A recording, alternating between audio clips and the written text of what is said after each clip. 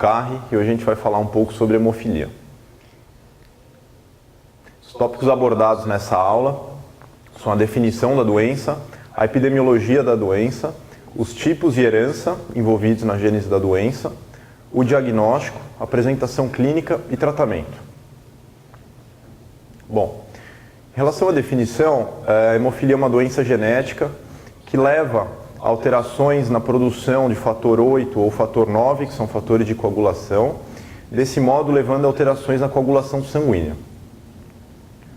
A epidemiologia dessa doença, ela apresenta uma incidência de 1 em 10 mil homens nascidos vivos, esse é um dado epidemiológico dos Estados Unidos, prevalência de 1 em 5.032 homens nascidos vivos, juntando tanto hemofilia A quanto hemofilia B, e raramente acomete mulheres. O único modo de acometer mulheres é nascendo uma filha fruto de um pai hemofílico com uma mãe portadora do gene.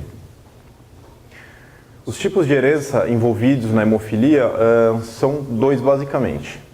Na hemofilia A, que também é chamada de hemofilia clássica, a gente apresenta uma deficiência do fator 8.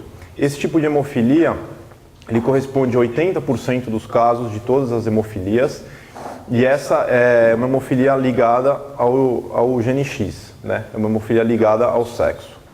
A hemofilia B, também chamada de Christmas disease, é uma deficiência do fator 9 de coagulação, representa 15% dos casos e também é uma herança ligada ao X. Já a doença de von Willebrand é uma deficiência tanto do fator 8 quanto de plaquetas. É uma doença que, diferente da hemofilia A e hemofilia B, leva a sangramentos leves. E diferente da hemofilia A e hemofilia B, ela está relacionada a uma herança autossômica dominante. Além dessa classificação de hemofilia A e hemofilia B, nós podemos classificar essa doença de acordo com a gravidade, né? Essa gravidade está relacionada ao nível de fator 8 ou fator 9 sanguíneo. Desse modo, nós temos que uma doença leve, ela apresenta 25 a 50% de fator circulante em relação ao normal. Uma doença moderada apresenta de 5% a 25% do normal. Doença grave de 1% a 5% do normal. E a muito grave é quando os níveis são abaixo de 1% dos níveis normais. A apresentação clínica dessa doença, além dos sangramentos que são classicamente conhecidos na hemofilia, na parte ortopédica a gente tem a artropatia hemofílica, que ocorre como um ciclo vicioso. O paciente apresenta sangramentos, esses sangramentos normalmente acontecem em articulações, então nós temos hemartrose.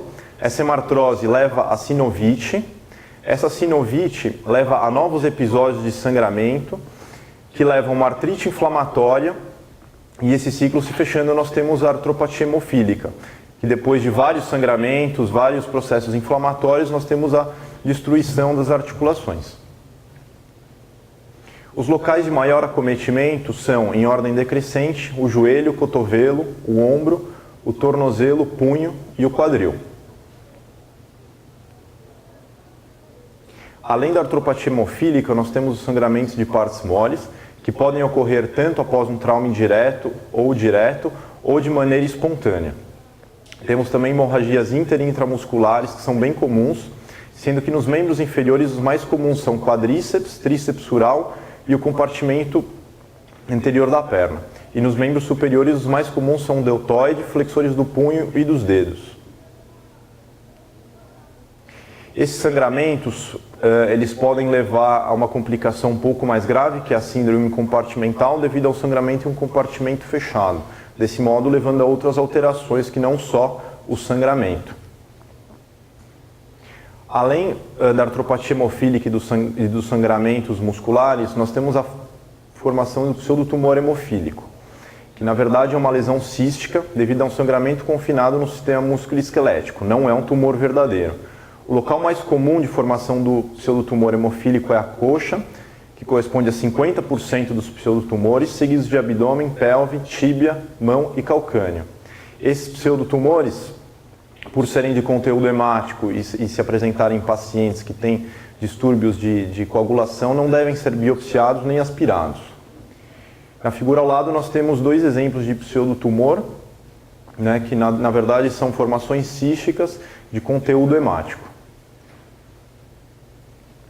Além dessas alterações, nós temos outras alterações presentes nos hemofílicos, que são as paralisias nervosas, fraturas, subluxações ou luxações devido justamente à hemartrose e miosite ossificante. Bom, tratamento. Nós temos várias maneiras de diferenciar o tratamento, tanto o tratamento de hemofilia quanto da artropatia e outras complicações, e a gente pode dividir em tratamento conservador e cirúrgico. O tratamento medicamentoso, que normalmente é utilizado para controlar os sangramentos, são com uso endovenoso de fator 8 ou fator 9. Pode ser tanto um fator natural quanto um fator recombinante. Ele pode ser tanto um tratamento de demanda, que é usado na ocorrência de sangramentos, quanto um tratamento profilático que visa evitar sangramentos, por exemplo, quando a gente necessita fazer algum procedimento cirúrgico nos pacientes. Da artropatia hemofílica especificamente, o tratamento ele se dá com imobilização, reposição de fator de coagulação, isso depende do grau de severidade da doença, fisioterapia para manutenção de amplitude de movimento e evitar contraturas, e uso de órteses também para evitar contraturas e manter uma articulação saudável. Temos também o tratamento cirúrgico para artropatia hemofílica, que inicialmente consiste em uma sinovectomia. Você pode fazer um desbridamento articular, visando tirar osteófitos ou corpos livres das articulações já acometidas. Em casos mais graves, nós podemos partir para os procedimentos como artrodese e artroplastias.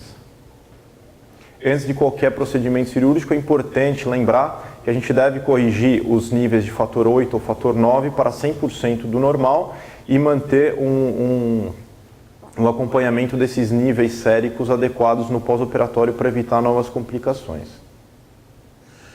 Essa é a bibliografia usada para a apresentação da aula.